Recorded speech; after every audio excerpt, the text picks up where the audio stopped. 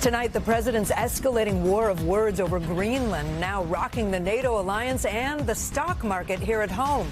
President Trump in a marathon press conference today claiming America needs Greenland. European countries not backing down with more European troops arriving in Greenland. Our reporter is there. And as fears of a trade war with America's top allies grow, U.S. stocks plunged today. Also tonight, dangerous Arctic blast sending cars off the roads, even freezing up one major city's water supply. Plus, our Bill Cairns with the next major winter storm. It could be the worst down south in years. The Justice Department's new legal action against Minnesota's top Democratic officials, plus the growing outrage over an American detained wearing just shorts and a blanket.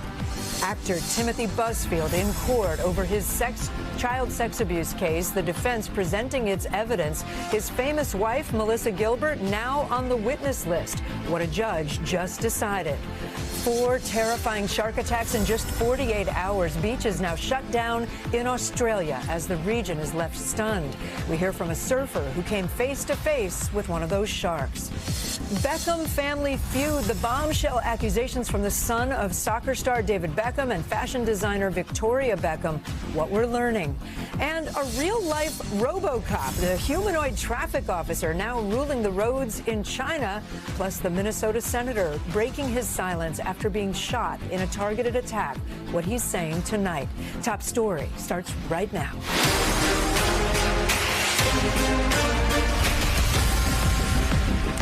Good evening, everyone. I'm Kate Snow in for Tom tonight. We begin with tensions between the U.S. and Europe reaching a boiling point. President Trump ramping up efforts to acquire Greenland as some of America's closest allies threaten major trade consequences. The president heading to Switzerland tonight, potentially facing an icy welcome from many European leaders over his push for Greenland. But Mr. Trump vowed today there's no going back. The president sharing text messages from French President Emmanuel Macron overnight, where Macron appears to say, in part, we are totally in line on Syria. We can do great things on Iran. I do not understand what you're doing on Greenland. European Union leaders now considering deploying what they call the trade bazooka, a never-before-used anti-coercion tool that could restrict U.S. access to European markets if the president refuses to back down on his Greenland threats. And on the ground inside Greenland, crowds of protesters taking to the streets, locals there outraged and defiant. The markets responding to the geopolitical chaos, all 3 major indexes closing way down, with the S&P having its worst day in months. Our team of reporters is following all of it, the fallout on Wall Street and the reaction on the ground in Greenland. But we begin tonight with NBC's Garrett Haake, who leads us off from the White House. Tonight, hours from his meeting with the world's economic elite in Davos, President Trump setting the stage for a showdown with NATO allies over the future of the Danish territory of Greenland. How far are you willing to go to acquire Greenland? You'll find out. The president threatening Denmark and 7 other allies with escalating tariffs until the U.S. can negotiate a deal to take control of the Arctic island. But Europe now threatening to deploy its own economic countermeasures, including a so-called trade bazooka that could ban U.S. goods from European markets. Still, the president today optimistic about a deal. I think that we will work something out where NATO is going to be very happy and where we're going to be very happy.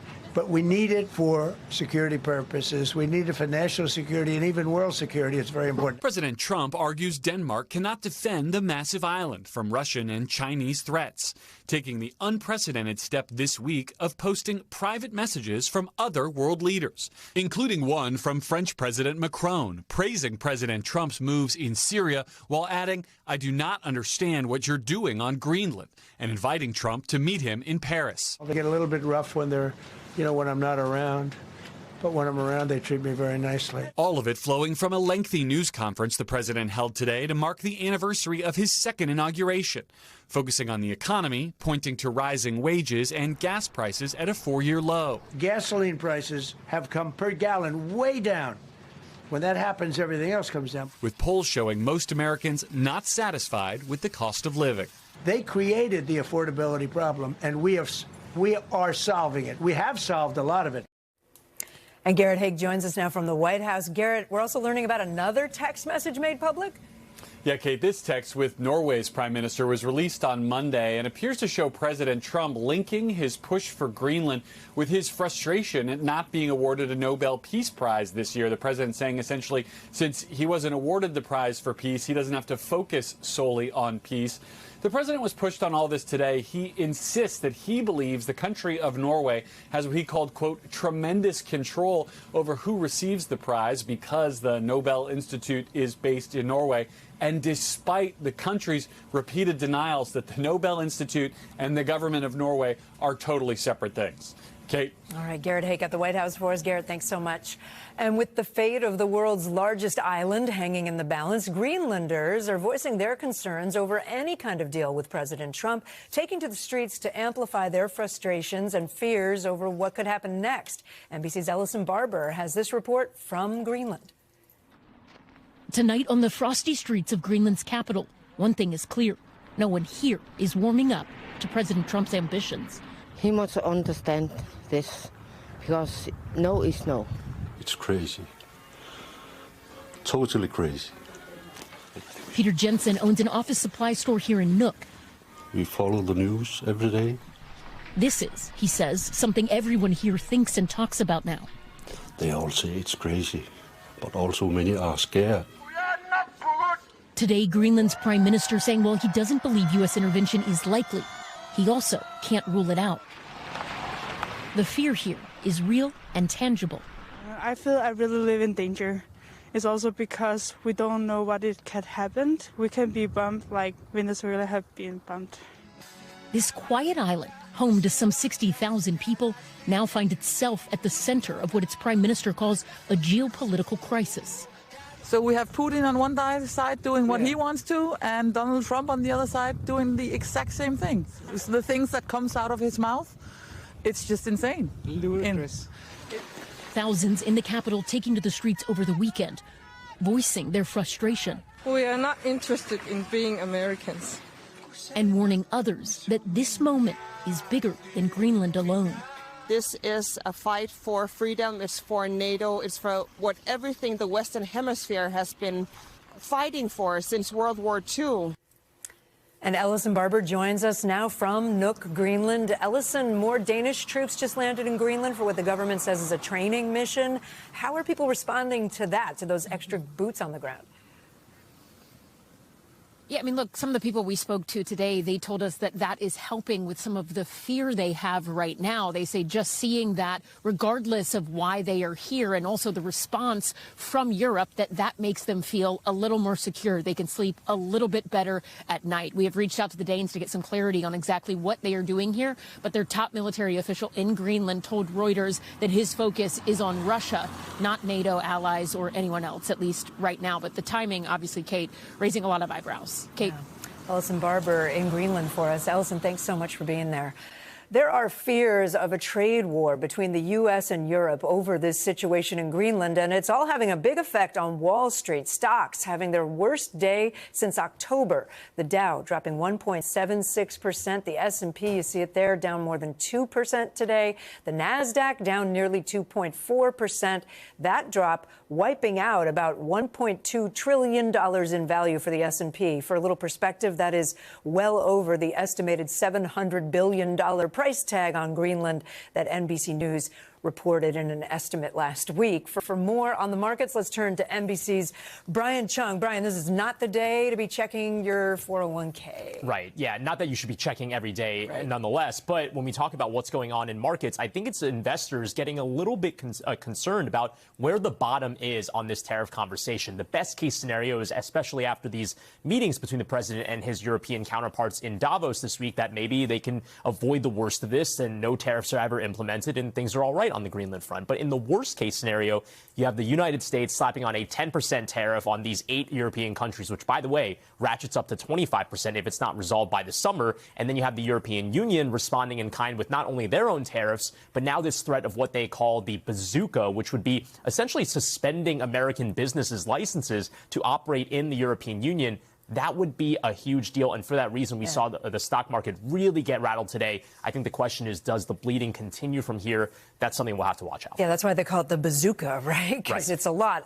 Some people are calling this the Sell America trade. What does that mean? Yeah, well, in addition to the stock market going down, we've seen some other types of assets also trading down. Like, for example, the U.S. dollar. It was down by about 0.8% today. That shows that in some currency markets, the other traders are basically selling U.S. dollars. That is also part of a longer story over the past year where the U.S. dollar has been down by almost 9%. This speaks to concerns that international investors have about putting their money in U.S. denominated assets. I think it's because of this concern that the United States is destabilizing the international trade system, and especially if this ratchets up with the European Union, that could certainly be a step in the wrong direction after what we thought was already a very, very rocky situation on the tariffs front in 2025. Yeah, and Brian, as the president indicates that he's not backing down, now you've got Europe's big economies kind of preparing for a fight. Politico reporting that Germany has joined France in asking the EU to use that trade bazooka that you talked about.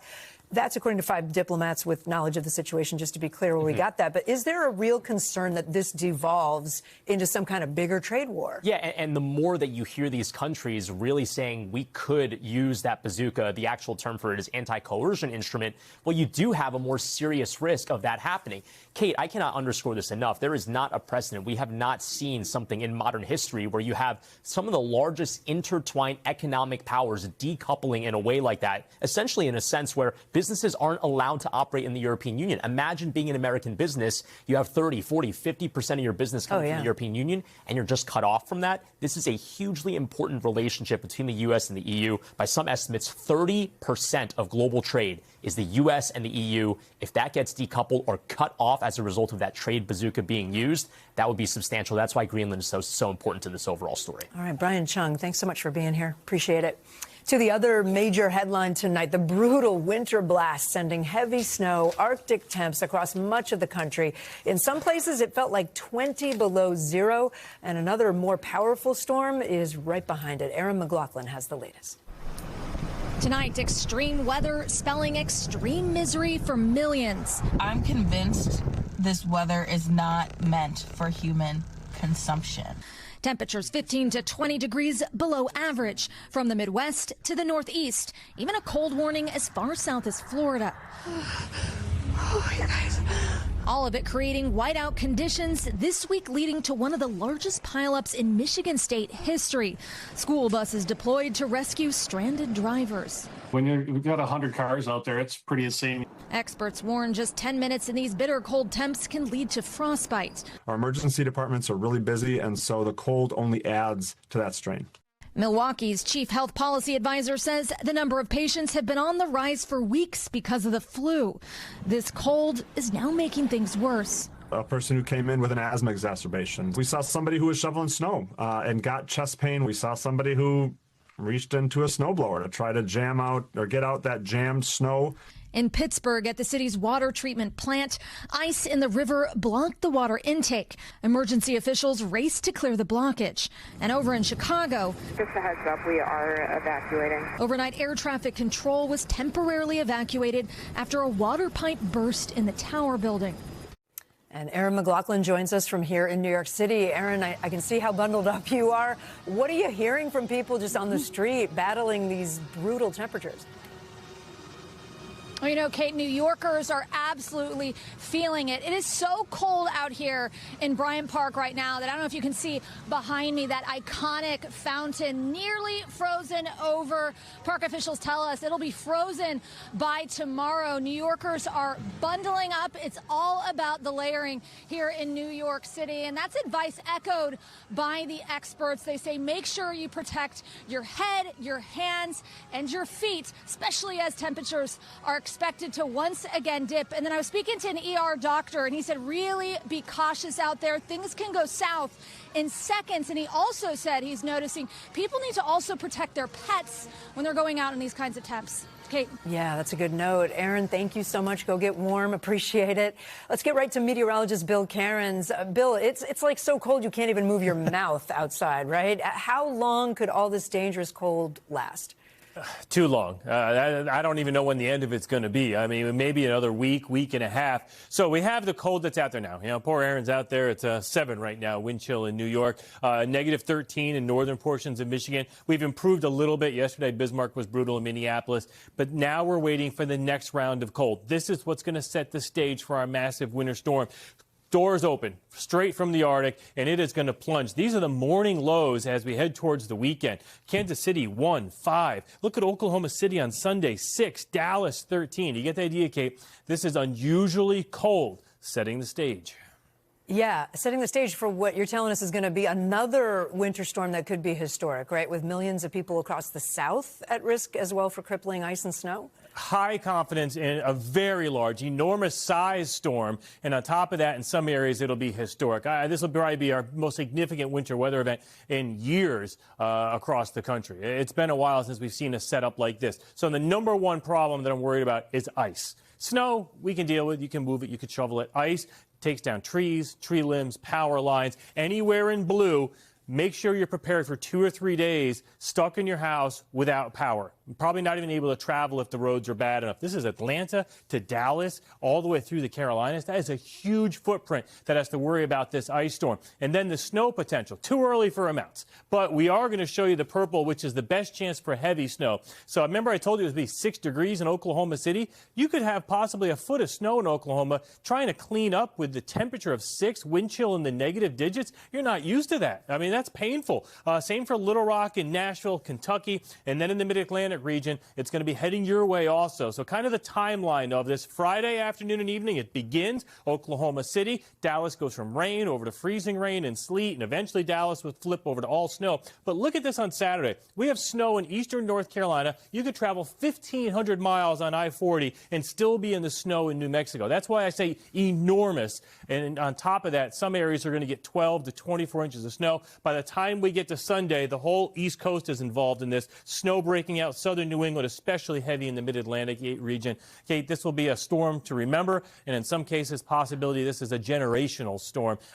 You know, just because it's hitting on the weekend doesn't mean people won't have power into Monday and Tuesday of next week. We will see schools canceled, events canceled for days in some situations. We'll update this as it approaches, but as I said, this one looks locked in. Yeah. All right, Bill, thank you for the warning. Appreciate it. Turning now to Minnesota. Today, President Trump forcefully defended his immigration crackdown there while also acknowledging that ICE has made some mistakes. NBC's Maggie Vespa has the latest. Tonight, after nearly 2 weeks of anti-ICE protests in the Twin Cities, the Justice Department serving subpoenas to top Minnesota Democrats, including Governor Tim Walz and Minneapolis Mayor Jacob Frey, in its investigation into allegations they're impeding law enforcement, according to a document reviewed by NBC News and a person familiar with the investigation. This as President Trump defends ICE, touting 3,000 arrests in recent weeks.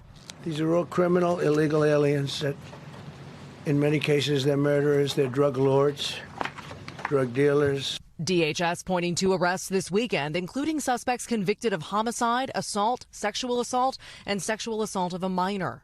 But the president also acknowledging ICE may have made mistakes while defending the mission. ICE is going to be too rough with somebody, or, you know, they're dealing with rough people. They're going to make a mistake. Sometimes it can happen. We feel terribly. All as critics are slamming tactics by some federal officers. That's Chong Lee Scott Tao being led out of his St. Paul home in handcuffs, wearing just shorts and Crocs, draped in a blanket. Something just like guns pointed at us. I thought, whoa. And I said, and then they goes, you come out here. An NBC News review found the 57-year-old naturalized U.S. citizen has no criminal record. He was released after an hour. DHS says he was living with 2 convicted sex offenders ICE was targeting and refused to identify himself to officers, something his family denies. While a local police chief says his off-duty officers of color have been pulled over by federal law enforcement. They were forced to identify themselves as a Brooklyn Park police officer. The agents then immediately left after hearing this. Today, the Border Patrol commander was pressed about their tactics. I would say that those tactics are born of necessity. What we do is legal, ethical, and moral. While President Trump slamming anti-ICE protesters who confronted parishioners inside a church where they believe a pastor works for ICE. What they did in that church was horrible. We're here outside the local ICE headquarters here in St. Paul, where that striking press conference happened today. You can see we have protesters out here, as there have been most nights in recent weeks. And tonight, the top Democrats in this area who received those subpoenas today firing back. Governor Walz calling the investigation in itself a, quote, partisan distraction. And then Minneapolis Mayor Jacob Frey posting just in the last few hours, quote, when the federal government weaponizes its power to intimidate local leaders for doing their jobs, quote, every American should be concerned. Kate. All right, Maggie Vespa for us in Minneapolis. Maggie, thank you.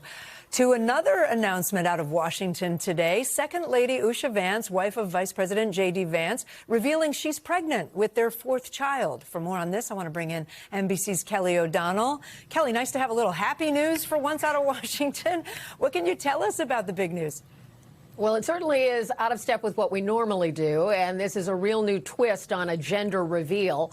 The Vances posted on social media today in a joint statement that they are expecting a baby boy in July. They also say that Mom Usha and the baby are doing well. They go on to thank the military doctors who take care of their family. She can have all of her prenatal care through the military doctors who provide regular medical care for the president and the vice president. As you pointed out, this is a fourth baby for them. They have 8-year-old Ewan, 5-year-old Vivek, and Mirabelle, the only girl, who will remain the only girl, at least for now, who is 4. So a little guy coming in July, and this is one of those times where covering issues related to the White House really just makes people smile and is not about the politics of the day. Yeah, that's for sure. How common is it? I was trying to think back to have a baby arrive during someone's term as vice president. That's pretty rare, isn't it? Well, there is no other known example of a vice president and having a baby while in office. So this would be a first, so making a first for the second family. And part of that, of course, is their ages. J.D. Vance is 41. Usha Vance is 40. So that is certainly within the range of when people have children. Often we've seen vice presidents who are much older. But when it comes to presidential families, that has happened over time. The last time we saw it was with the Kennedys, who had John Kennedy Jr.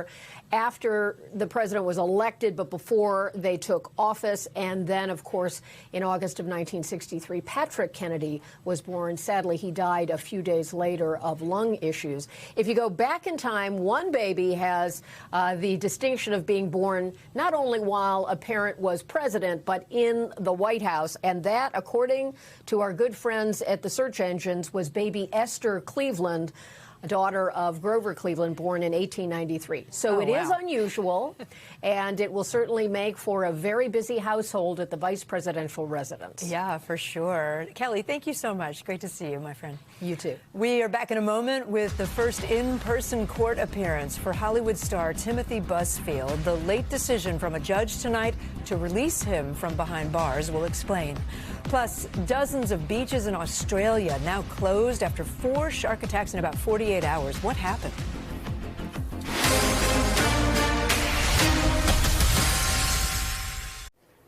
We're back tonight with late-breaking news. In New Mexico, a judge ruling Hollywood actor Timothy Busfield will not remain behind bars as he faces sexual abuse allegations. NBC's Dana Griffin was there. She has the latest. Tonight, actor Timothy Busfield making his first in-person court appearance, entering the courtroom smiling, in handcuffs, as he faces child sex abuse charges. The allegations involve 2 child actors, brothers in the drama series The Cleaning Lady. There are no conditions of release that this court can impose to secure the safety of this community. Wife and actress Melissa Gilbert in court to support her husband. The prosecutor today calling Busfield dangerous, urging the judge to keep him in jail as the case moves forward. There's a pattern. The pattern is all touching. There's a pattern of his conduct. Prosecutors also raising an alleged incident between Busfield and a different actor. Almost immediately after she entered his trailer, he forcibly grabbed her and threw her against the wall and started kissing her. The defense says the stories are all fabricated. Every aspect of the state's case is flawed. calling the lead director of photography Buzzfield worked with on the cleaning lady as a witness to discuss if inappropriate touching could have taken place. Film sets may seem chaotic if you're an outsider, but everything we do is incredibly regimented. There was at minimum of 10 people there on the set with them. It's just how it works. In court documents, the defense accusing the boys' parents of making up allegations for a financial and retaliatory motive because the kids were recast from the show in 2024. How's Buzzfield doing? He's doing great. He knows he's innocent and he's going to prove it. And Dana joins us now from outside the court in New Mexico. Dana, Buzzfield will be released pending trial. What happens then after that? Yeah, so, and Kate, just going back, Melissa Gilbert, emotional, walking out of that courtroom.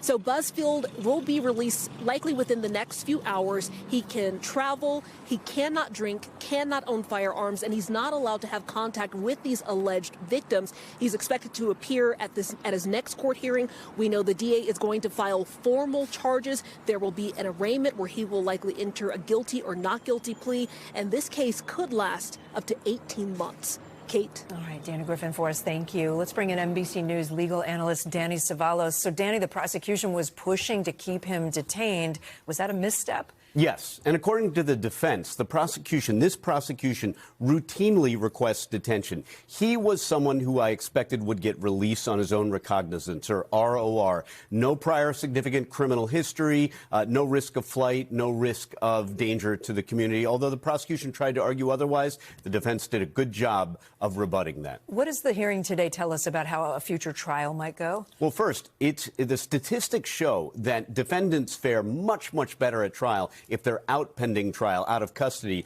as opposed to being in. And for the simple reason is they can contact their lawyers and assist with their defense. But otherwise, the case moves forward to the plea stage, where he enters a plea of not guilty, and then onward to motions, and then eventually, months from now, trial. All right, it's being very closely watched. Danny Savalos, always appreciate you. Thanks.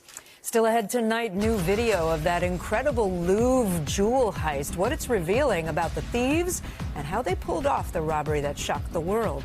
Plus, a record-breaking month for streaming. The numbers just in showing where most Americans are now watching TV.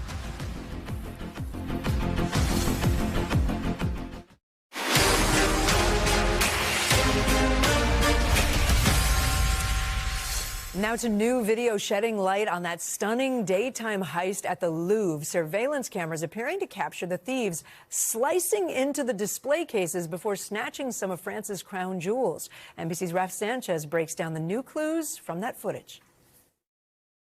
The daylight break-in at the Louvre has been called the heist of the century. And tonight, for the first time, we're seeing exactly how it played out. Surveillance footage aired by French broadcaster TF1 shows two thieves disguised as maintenance workers using circular saws and then their fists to smash display cases in the famed museum's Apollo Gallery. Then allegedly snatching $102 million worth of tiaras, necklaces, and earrings from its collection of crown jewels, and after just 4 minutes, escaping down this ladder truck. 3 months on from October's brazen robbery, French investigators say they have 4 men in custody, including the pair seen on CCTV.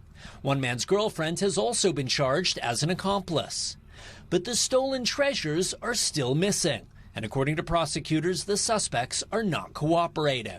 This French lawmaker telling us last year, "I fear that the jewels have already been cut to pieces." But for now, the hunt continues, and police say they aren't giving up hope of one day bringing the treasures home to the world's most famous museum. Raf Sanchez, NBC News, London. Raf, thank you. Now to Australia, where dozens of beaches are now closed after an alarming number of shark attacks. The urgent warning from officials, stay out of the water. George Solis has more. Has been a confirmed shark attack. We need to out of the water now. Dramatic moments at a popular beach. A shark attacking a surfer off the coast of Australia. Beachgoers rushing to rescue the injured man. It really didn't look good at all. Video from surf cameras obtained by 7 News Australia shows what appears to be the moment the shark attacked. You can see it appear to thrash in the water. Nearby surfers got the injured man on a board, racing him to shore. Blood everywhere, and they brought him all the way into the beach, so those guys are the real heroes. A chopper eventually landing on the beach to transport the victim. We decided to grab a leg rope and run down there for a tourniquet. It wasn't a good scene. You know, we're talking to him and we're all just trying to keep him awake and keep him alive, just do what we could for him. The harrowing attack, one of 4 in Australia in the last 48 hours. Dozens of beaches across Australia's largest city, Sydney, are closed. The unprecedented phenomenon prompting officials to take immediate action and issue a stark warning. At this stage, we're advising that the beaches are unsafe. The first attack, according to local officials, was this past Sunday when a 12-year-old was bitten by a shark in Sydney. He's in for the fight of his life now. It was a horrendous scene at the time when police attended. The next day, 2 more attacks, including a 10-year-old boy, unharmed but knocked off his surfboard, according to officials. The 4th incident left this surfer with a minor chest wound and bite to his board. Sitting on my board, taking in the view, and yeah, got hit from the side. Saw the body of the shark and then a little bit of a thrash. Both my arms were working and all I thought was just get to shore. Professional surfer Matt Huoinaski has surfed these waters all his life. I've surfed since I was a child and done maybe 20,000 hours surfing in and around the Sydney area and rarely seen sharks at all. Conditions in the region favorable for the predators, leaving surfers on edge. Probably not going to be surfing for a while. I don't think anybody will. George Solis joins us now from Miami. And George, what else can you tell us about the conditions at these beaches that made them ideal for sharks? Yeah, Kate, so you already have bull sharks that are normally getting close to the coast this time of year, but you've also had a lot of rainwater, which has basically hit some farms, creating some runoff. So the water's been really murky, which has brought smaller fish. That attracts bigger fish, and of course now the sharks are looking for them. So they're just in the perfect environment for a lot of swimmers and surfers to interact with them, Kate. Yeah, and I guess people know it's summertime in Australia right now. I understand sharks aren't the only Australian predators that are causing concern this week? Yeah, that's right, Kate. In a bizarre twist, investigators there are also looking into a case of dingoes that may be responsible for the death of one 19-year-old Canadian woman. Now, it's too early to know whether she drowned, but all they really know at this point is that she's 19. She was found near a popular area there in Australia as well. And they did, at least investigators did note that it appeared that she did have bites from some of these dingoes there. They should have some results as early as tomorrow. Kate? All right, George Solis for us. George, thanks. Now to top stories news feed, starting in Spain, where at least 1 person is dead, 14 others hurt after authorities say a Barcelona commuter train crashed into a retaining wall. This just days after that deadly train collision in the south of the country. Spain's railway operators saying the wall likely collapsed onto the tracks due to heavy rainfall that swept the region this week. Meanwhile, officials are still investigating how that high-speed train jumped a track and collided with another train on Sunday, leaving 42 dead. Terrifying moments at a laundromat in Los Angeles when a man ran after a teenager with a machete. Surveillance footage captured the incident over the weekend. The 17-year-old says the alleged attacker walked up to him in the parking lot outside and then started yelling at him over his football jersey. You can see the man smashing a glass door with the machete. Police say the suspect is still at large. The Metropolitan Opera, the nation's largest performing arts organization, announcing today it is laying off some staff in an effort to cut costs. It's slashing about 7% of its administrative staff, temporarily reducing salaries.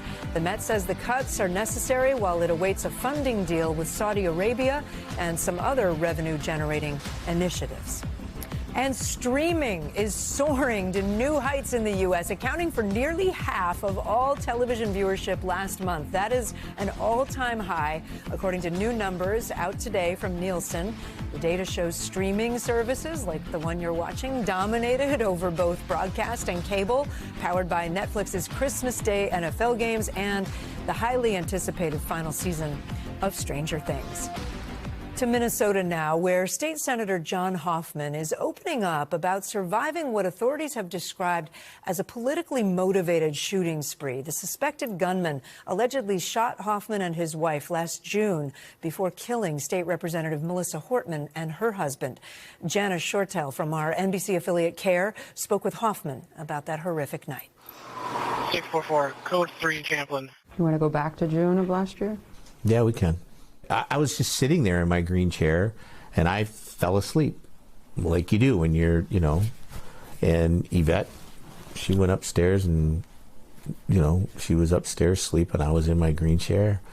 And at 2 a.m., all of a sudden, bam, bam, bam, bam, bam, I hear this pounding, and I could see red and blue lights outside my window.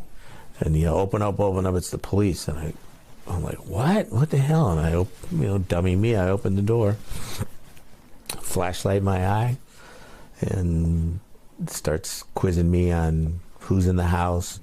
And I could see the car with the lights, but he had a very heavy flashlight in my eyes. He finally, after he was pointing the gun to my daughter, I looked and I could see the mask, and I said, "You're not a cop." And I slammed the door on him. First bullet, then he started shooting, and all I heard was pop, pop, pop, pop, pop. And then time slowed down, Jana. One bullet I saw come through the door actually hit me here. This one was 2 millimeters from my heart. Then this one was also close. This one's still inside me, but this one went down and out my flank. I'm looking in disbelief, like, what's going on? I then fell down after, 9 bullets. 10 if you count this one, as I was falling backwards. And then Yvette went over on top of me, and she starts pushing on the guy. And, she shot twice here and 6 times here, but she got the door shut. And then last thing I remember was the nurse, the ER nurse, when I said, "Take us to Mercy," and her face got right in front of my face, and she said, "We got you, Johnny." Senator Hoffman then woke up days later, foggy, but he knew he had been shot and that he was still alive.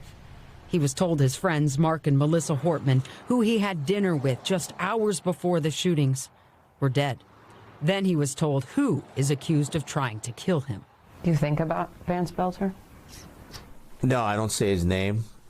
He doesn't deserve to have a name, because that person almost killed my wife and my daughter and me, and he killed 2 dear friends of mine. Senator Hoffman hasn't lived a minute since June 14th without thinking of the Hortmans, especially Melissa. Melissa, who, as she was arguing with me about one thing, she said, "I'm kind of like that little kid sister that you can't get rid of, She was my little kid political sister. But boy, what a fierce advocate. Absolutely a fierce advocate. That's the thing we can't forget. Part of Senator Hoffman's vow to not forget is to stay in office and run for office again.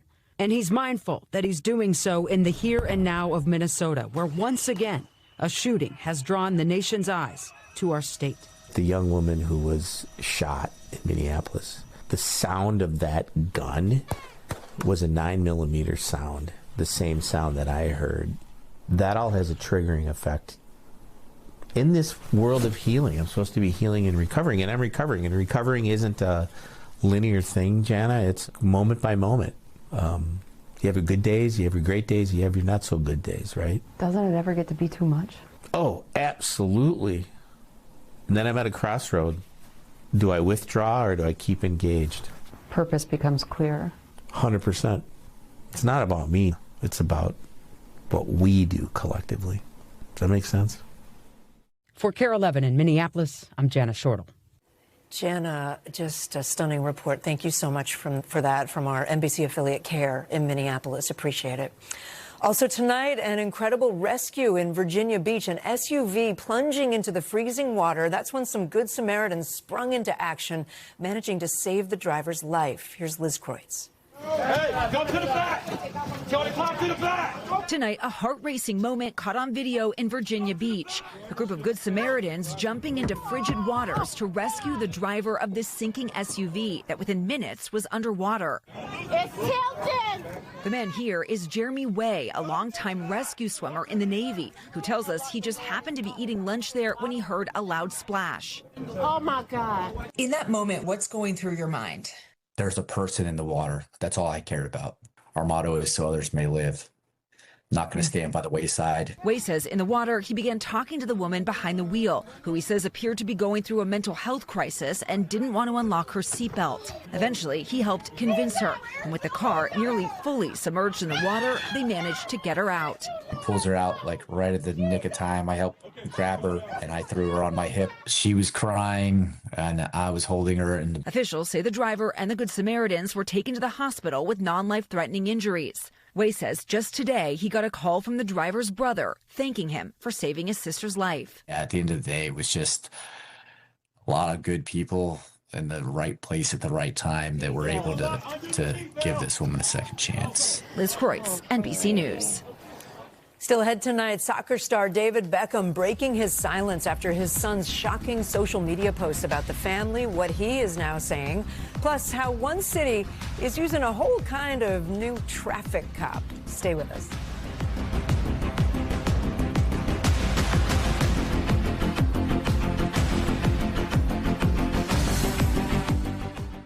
Back now with a very public family rift involving one of the world's most famous families in sports and entertainment. The eldest son of soccer icon David Beckham and fashion designer Victoria Beckham is speaking out, claiming his relationship with his parents is fractured and beyond repair.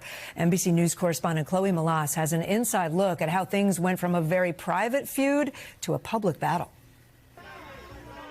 Tonight, a deeply personal family dispute playing out on a very public stage. In a series of Instagram stories Monday night, Brooklyn Beckham, the eldest son of soccer superstar David Beckham, and Spice Girls star turned fashion designer Victoria Beckham, accusing his parents of leaking one-sided stories about him and his wife Nicola Peltz to the press. No choice but to speak for myself and tell the truth about only some of the lies that have been printed. Going on to say, I do not want to reconcile with my family. I'm not being controlled. I'm standing up for the first time in my life. The soccer legend now speaking out for the first time since his son's explosive comments, not addressing them directly, but talking about social media and his children. I've always spoke about, social media and the power of social media, for the good and for the bad. I've tried to do the same with my children to educate them. They make mistakes. Children are allowed to make mistakes. Brooklyn Beckham, who married Nicola Peltz, an actress and daughter of billionaire businessman Nelson Peltz in 2022, now addressing reports in British press that Peltz did not want to wear a wedding dress designed by his famous mom. Writing on Instagram, my mom canceled making Nicola's dress in the 11th hour.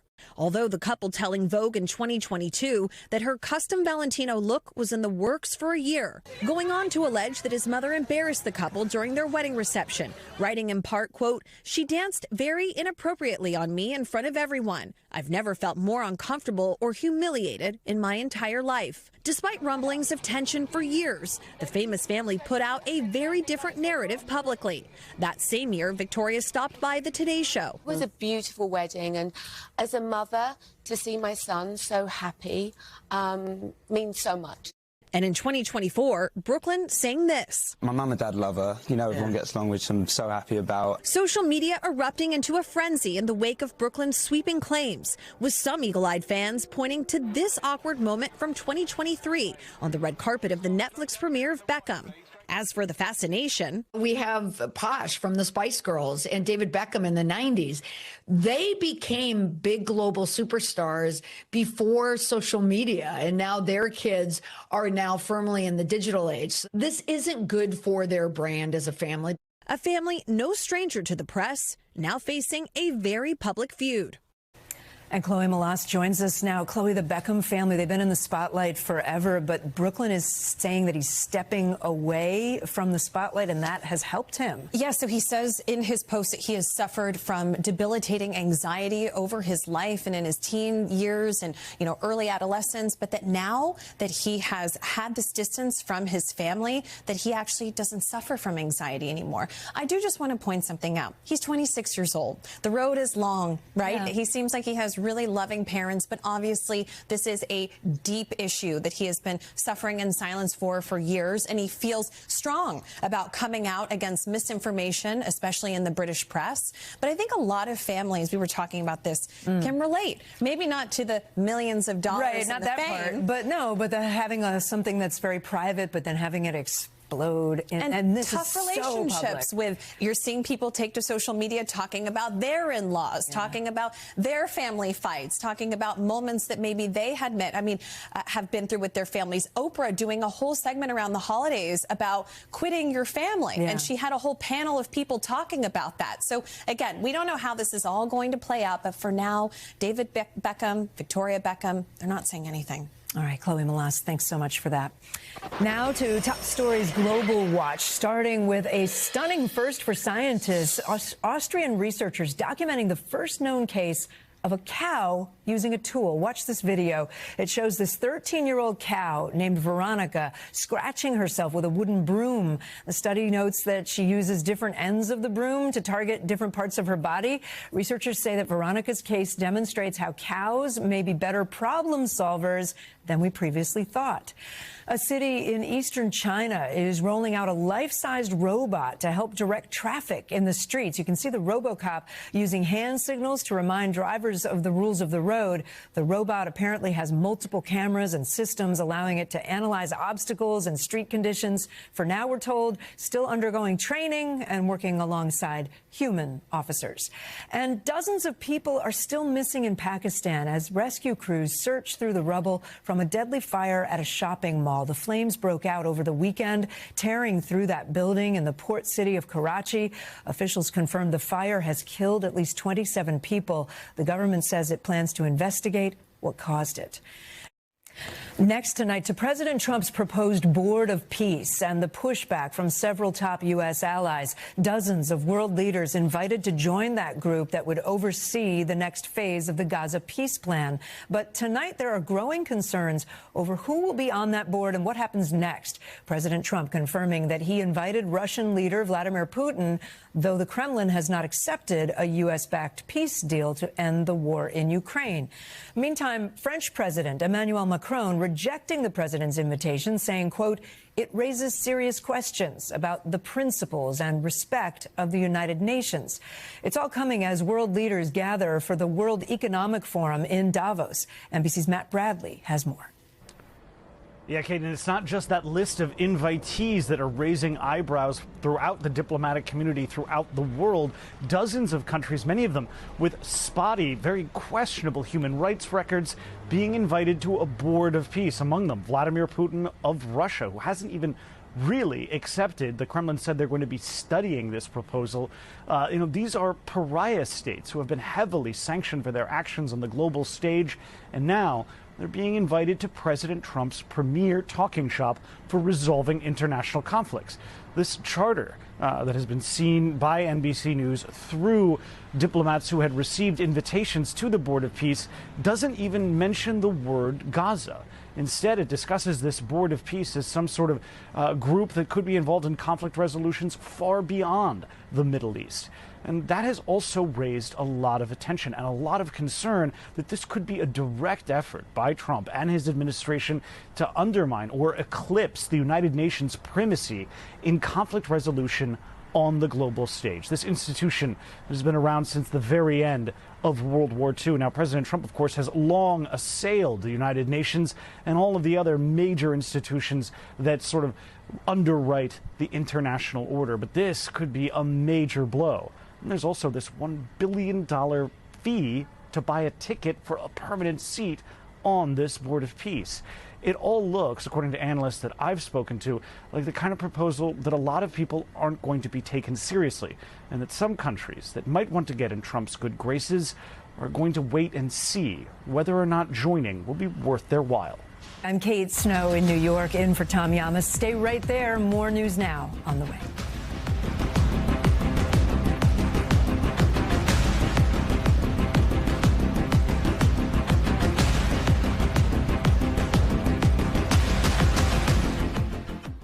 We thank you for watching, and remember, stay updated on breaking news and top stories on the NBC News app or watch live on our YouTube channel.